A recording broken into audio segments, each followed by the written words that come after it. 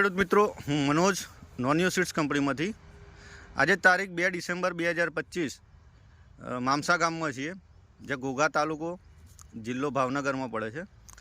તેના એક પ્રગતિશીલ ખેડૂત જેમણે આપણા રજનીશ તુરિયાનું વાવેતર કર્યું છે. તો આપણે સીધો એમનો અભિપ્રાય લઈએ કે એમને કેવું લાગ્યું. નમસ્તે. નમસ્તે સર. તમારું આખું નામ? ભગવાનભાઈ તેજાભાઈ મકવાણા, ગામ મામસા, તાલુકો ઘોઘા, જિલ્લો ભાવનગર. મેં આ રજનીશ કંપનીના તુરિયા કર્યા છે. મેં બીજા પ્લોટમાં કર્યા હતા, પણ એક હારે મેં કર્યા છે. પાણી એમને બહુ સારી વેરાયટી લાગી છે. લંબાઈ સારી છે, એકદમ વેરાયટી, કલર સારો છે, અને બજારમાં પણ વેચાણમાં બહુ સારું પડે છે. અને તુરિયુંનું એમ ભરાવદાર તુરિયું બહુ સારું થાય છે, લાંબુ તુરિયું થાય, સમજી ગયા. અને તુરિયું વેચાણમાં સારું પડે છે.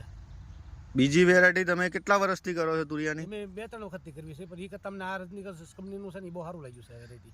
બીજી વેરાયટીમાં નામમાં રોગ પ્રતિકારક શક્તિ કેવી છે? આમાં સારી છે. અને ઉત્પાદનની બાબતમાં? ઉત્પાદનમાં આ સારું જ આવે છે, કારણ કે તુરિયું મોટું થાય એટલે ઉત્પાદન વધવાનું જ છે. અને તુરિયું બેઠા સારો છે, અને ટૂંકમાં બળતું નથી, અને પાંદડું સારું છે, એટલે એકદમ એમાં તમારે ઓલું ન થાય, એમ ભૂયું ન થાય તુરિયું.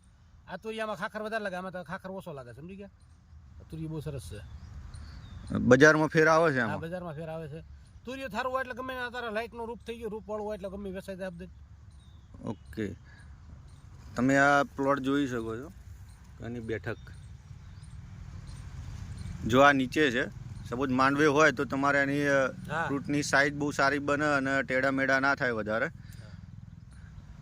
તો હોય તો બહુ સારા સૂર્ય. હા, તો તમે અત્યારે કેટલા વીઘાનું નવું પ્લાનિંગ કરો છો? હવે 4 વીઘાનું પાછું નવું પ્લાનિંગ ચાલે છે. આ જ વેરાયટી કરવાના રજનીશ? રજનીશ.